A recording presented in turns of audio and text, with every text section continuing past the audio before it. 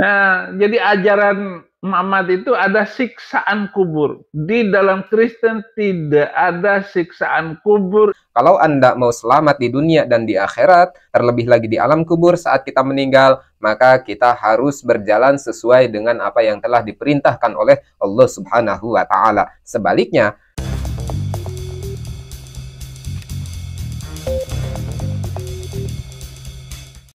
Assalamualaikum warahmatullahi wabarakatuh.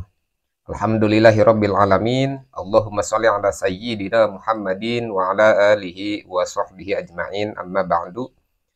Sahabat yang dirahmati Allah Subhanahu wa Ta'ala, mudah-mudahan kita semua selalu dalam lindungan Allah Subhanahu wa Ta'ala. Amin. Baik sahabat, di sini saya akan bereaction seorang penista agama, seorang penista baginda Rasulullah Shallallahu Alaihi Wasallam, dan seorang penghujat Al-Quran. Tiada bukan dan tiada lain, dialah Saifuddin Ibrahim. Yang mana di dalam video ini, Saifuddin Ibrahim mengungkapkan alasan mengapa dia murtad dari yang tadinya agama Islam, sekarang berpindah memeluk agama Kristen. Langsung saja kita simak videonya sampai selesai. Nah, jadi ajaran Muhammad itu ada siksaan kubur. Di dalam Kristen tidak ada siksaan kubur. Itu sebabnya saya masuk Kristen. Lebih sederhana dan lebih masuk akal. Nah, di situ dia berkata alasan kenapa dia berpindah dari yang tadinya agama Islam, sekarang memeluk agama Kristen, dikarenakan dalam Islam ada yang namanya siksa kubur.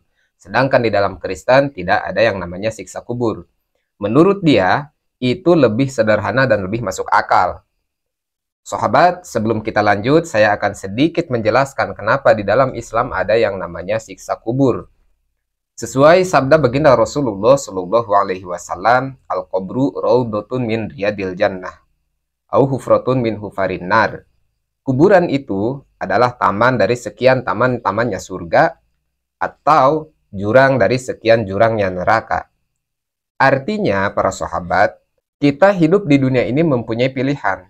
Ketika nanti kita berpulang ke rahmatullah, berpulang ke hadirat Allah, meninggal, itu kita akan dibawa kemana? Sesuai dengan amal kita, sesuai dengan perbuatan kita, sesuai dengan ketaatan kita kepada Allah dan Rasul-Nya.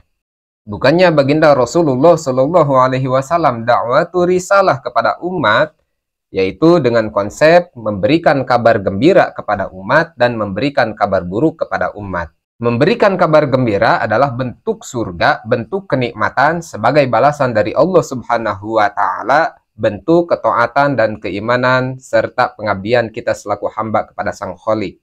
Memberikan kabar buruk yaitu mengenai tentang neraka, tentang siksaan, tentang azab Allah yang sangat amat pedih. Itu sebagai balasan dari Allah Subhanahu wa Ta'ala atas perbuatan dan tingkah laku kita selama hidup di dunia ini. Jadi jelas hidup di dunia ini adalah pilihan. Karena saya yakin setiap orang muslim, umatnya baginda Rasulullah Shallallahu Alaihi Wasallam yang memeluk Islam secara ridho, menjalankan syariat Islam secara ikhlas, mereka akan sadar bahwa segala sesuatu itu sudah diatur, segala sesuatu itu akan dibalas oleh Allah Subhanahu wa Ta'ala sesuai dengan amal perbuatan yang kita lakukan. Sesuai sabdanya, fa innal umura tajri bil maqadir. Sesungguhnya setiap perkara itu berjalan sesuai dengan takdir. Jadi sangat jelas para sahabat, kalau misalkan orang Islam diberi pilihan oleh syariat Islam, diberi pilihan oleh baginda Rasulullah Shallallahu Alaihi Wasallam, kalau Anda mau selamat di dunia dan di akhirat, terlebih lagi di alam kubur saat kita meninggal, maka kita harus berjalan sesuai dengan apa yang telah diperintahkan oleh Allah Subhanahu wa Ta'ala. Sebaliknya, kalau kita menjalani hidup ini tidak sesuai dengan apa yang telah diperintahkan oleh baginda Rasul, apa yang telah diperintahkan oleh Allah Subhanahu wa Ta'ala, maka kita akan mendapatkan balasan yang sesuai dengan perbuatan kita. Mungkin hanya itu. Wallahu a'lam. Allahumma hdina siratal mustaqim. Wassalamualaikum warahmatullahi wabarakatuh.